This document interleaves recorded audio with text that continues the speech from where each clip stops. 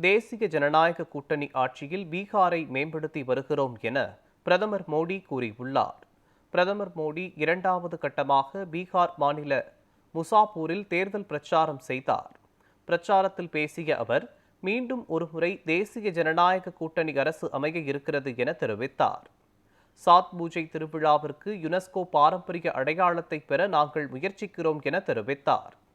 இதைத் தொடர்ந்து பீகார் மக்களின் சூரிய வழிபாடு விழாவை காங்கிரசும் ராஷ்டிரிய ஜனதா தளமும் வாக்குகளை பெறுவதற்காக அவமதித்து விட்டதாக கூறினார். இதனை பீகார் மற்றும் நாட்டு மக்கள் பொறுத்துக் கொள்வார்களா எனவும் கேள்வி எழுப்பினார். மேலும் பீகாரின் வளர்ச்சியை உறுதி செய்துள்ளோம் எனவும் ஆர்ஜேடி மற்றும் காங்கிரஸால் ஒருபோதும் வளர்ச்சியடைய செய்ய முடியாது எனவும் தெரிவித்தார்.